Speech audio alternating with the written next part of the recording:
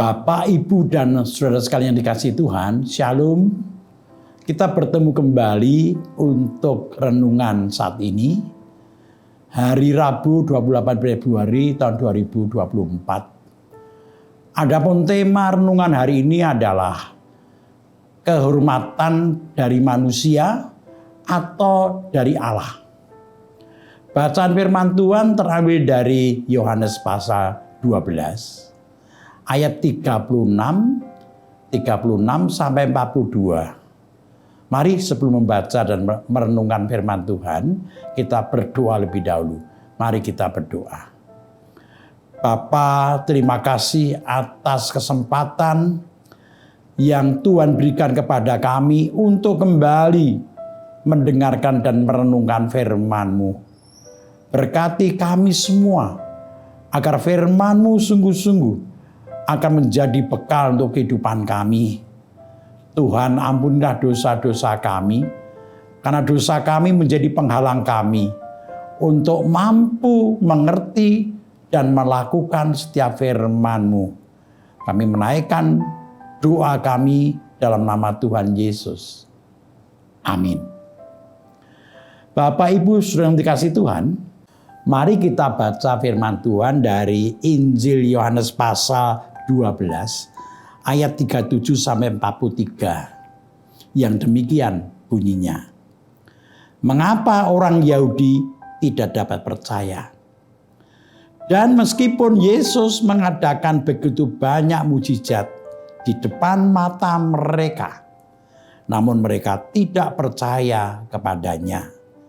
Supaya genaplah firman yang disampaikan oleh Nabi Yesaya.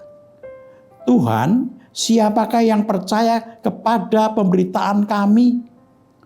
Dan kepada siapakah tangan kekuasaan Tuhan dinyatakan?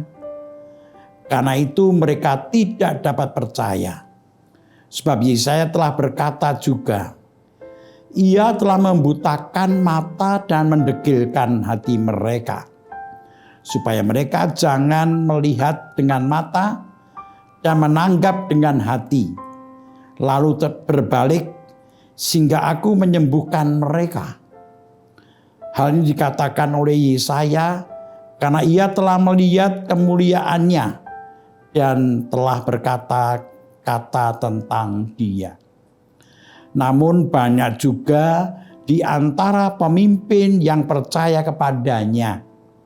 Tetapi oleh karena orang-orang Farisi, mereka tidak mengakuinya berterus terang, supaya mereka jangan dikucilkan. Sebab mereka lebih suka akan kehormatan manusia daripada kehormatan Allah. Bapak, Ibu, dan saudara yang dikasihi Tuhan, hampir semua orang ingin dihargai dan tentu tidak suka disingkiri, dimusuhi. Maka tidak jarang orang mengorbankan apa yang dimilikinya demi mencari dan melanggengkan harga dirinya. Karena sesungguhnya harga diri adalah kehormatan hidupnya. Bahkan ada yang sampai berprinsip demikian. Siapapun yang berani menginjak-injak harga dirinya, kehormatannya pasti akan dilawannya. Kehormatan atau harga diri sering dianggap menjadi milik yang sangat berharga, melebihi apapun, termasuk imannya pada Tuhan. Misalnya orang ingin mendapat kehormatan dari sesamanya, tapi dengan cara yang bertentangan dengan kehendak Tuhan. Ini berarti mencari kehormatan dari sesama dan meninggalkan kehendak atau jalan Tuhan dalam mencoba untuk mencari dan melanggengkan kehormatan.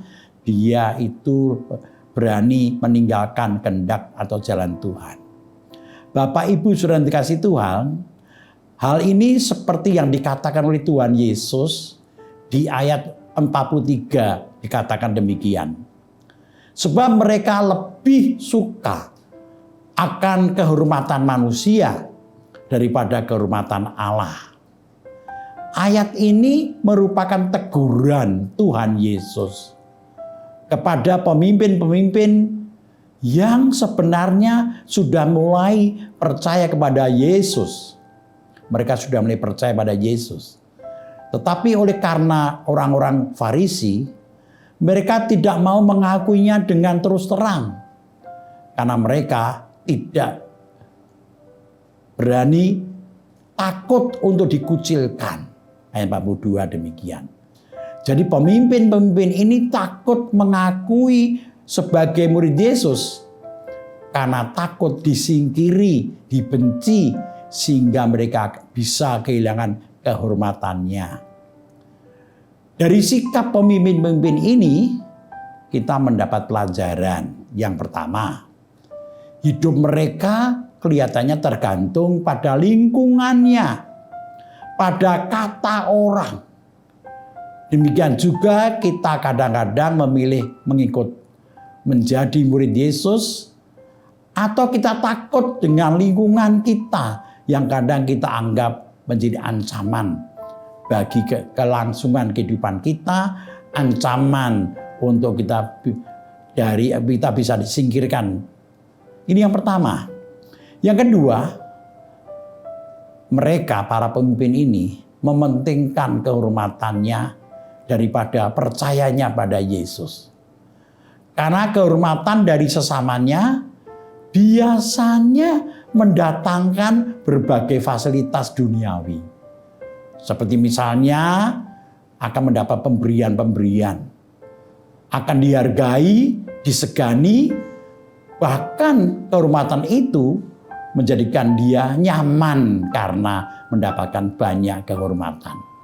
Bapak Ibu Saudara yang dikasihi Tuhan, sebagai murid Yesus, kita harus napak tilas mengikuti apa yang dilakukan oleh Yesus. Seperti yang diajarkan Rasul Paulus di Filipi pasal 2, ayat 5 sampai dengan 9. Yesus merendahkan diri sampai tuntas. Itu di Filipi pasal 2 tadi. Ia tidak mempertahankan kehormatannya karena mentaati Bapanya. Yesus yang dalam rupa Allah, yaitu Maha Kuasa, Maha Mulia, tetapi ia bersedia mengosongkan diri, mengambil rupa seorang hamba, dan menjadi sama dengan manusia. Dalam keadaan sebagai manusia, Yesus merendahkan dirinya dan taat sampai mati, bahkan matinya di kayu salib. Tuhan Yesus merendahkan diri, membuang kehormatan. Dia meninggalkan kedudukannya sebagai yang maha kuasa dan menjadi manusia, yaitu manusia hamba, dan akhirnya mati disalibkan. Kita tahu hukuman salib adalah hukuman yang paling hina. Sebagai murid Yesus, kita dipanggil untuk mengikuti jejak Yesus. Di mana Yesus datang ke dunia, itu melayani, bukan mencari kehormatan. Kalau selama ini dunia mengajarkan pada kita jalan merebut kehormatan, jalan mempertahankan kehormatan, ini berarti dunia mengajarkan kesombongan, mengajarkan persaingan.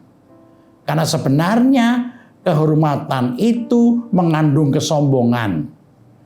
Berebut kehormatan berarti mengajarkan bagaimana bersaing, mengalahkan orang lain.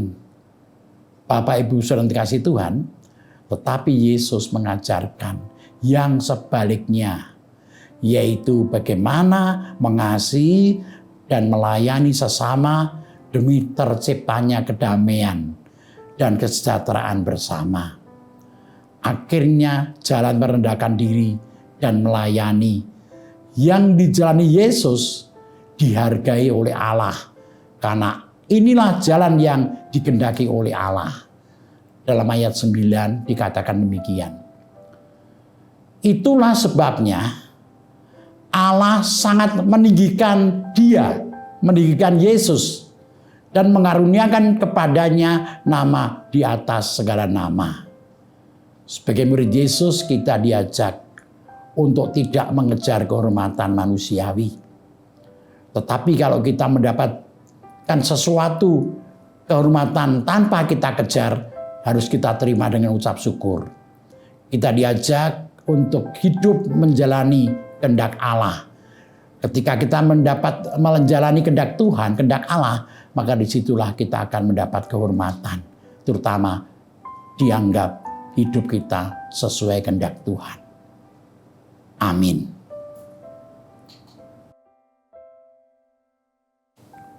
Marilah renungan hari ini kita akhiri dan kita tutup dengan berdoa bersama. Mari kita berdoa. Bapa dalam surga, terima kasih atas pemeliharaan Tuhan dalam kehidupan kami. Engkau mengingatkan kami melalui firman-Mu tadi, bahwa dunia berebut kehormatan, karena kehormatan dianggap memberikan banyak fasilitas. Tetapi Kau mengajarkan kami agar kami mau merendahkan diri, agar kami mau hidup mentaati Tuhan daripada mengejar kehormatan-kehormatan duniawi. Tuhan, kadang kami selalu dihadapkan pada pemilihan, memilih taat dan menjalani kehendak Tuhan, atau kami berebut kehormatan, menjaga harga diri kami, yang semuanya tentu menjadikan kami kadang harus berebut, kadang harus bersaing dengan orang lain, karena sesungguhnya kehormatan yang diperebutkan itu mendatangkan persaingan yang tidak baik. Yesus mengajarkan tentang cara hidup yang benar, di mana kami harus belajar dari Yesus, yang meskipun Dia Maha Kuasa, Dia berkenan hadir ke dunia dalam rangka mengasihi dan melayani manusia. Jadi akhirnya Tuhan Allah Bapanya memberikan nama di atas segala nama. Artinya kehormatan akhirnya diberikan kepada Yesus. Jadi sebenarnya ada dua jalan untuk mendapatkan kehormatan. Yang pertama yaitu berebut dan bersaing. Yang kedua adalah melayani dan mengasihi orang lain. Dan buah daripada yang dilakukannya adalah dianggap berharga di hadapan Tuhan. Bapa dalam surga, kami tidak menaikkan doa-doa kami. Kami tidak berdoa mengucap syukur karena pemilihan umum sudah boleh selesai dengan baik. Meskipun masih banyak sekali kekurangan yang terjadi. Tapi biarlah pemimpin yang Kau berikan pada kami. Siapapun itu Tuhan, pemimpin kami akan bersedia Engkau pakai. Mendatangkan kedamaian, ketenteraman, kemajuan bagi bangsa kami ini Tuhan. Bapa dalam surga, kami juga berdoa untuk Gereja GKJ Sarimulyo Yogyakarta. Terutama kami menyerahkan warga gereja-Mu Tuhan.